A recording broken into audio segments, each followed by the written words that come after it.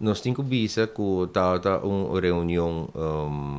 ameno, uma reunião caminha que o ministro explica claras para Kiko está passando e Kiko também passa. Hecho te queda que a senhora Trudy Hassel lo queda na mando de Guarda-nos Costa, no maneira nos escuta por de outro sindicato caminha com ele expressar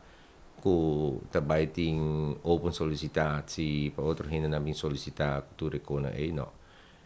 Sei, não é verdade, nós por corda que senhora Hassel e senhor Wernet, se me equivocar, vai Holanda recentemente para tomar nota de Schiphol model e essa aqui não lo vai aplicar aqui na Aruba, pero de uma escala que está paz para nós aqui na Aruba. A parte disso aqui, o ministro informou-nos também que também tem 2 milhões disponível para reforçar guarda-nos costa, primordialmente, caminha que o trabalhava se me que o fall também lo vai cair din.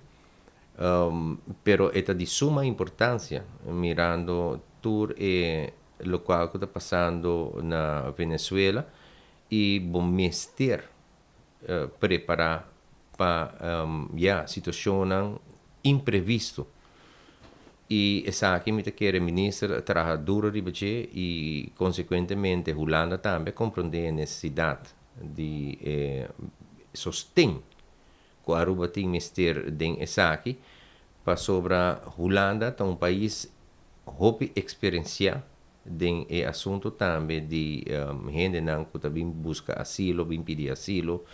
que men quem me hoco não para ajuda a sostener a Aruba den a situação aqui. E me quer que para vir back arriba carta com 30 pontos com a ser mandada de imprensa e depois para o ministro. Nós a papi com o ministro não profundamente de carta e não sim nós compreender de nos delegaram não que a maioria de empregados não de Guarda-nos Costa a distanciar mês de carta e não nós sabemos compreender ayer também que tá grupito chiquito está haciendo bastante escândalo ultimamente e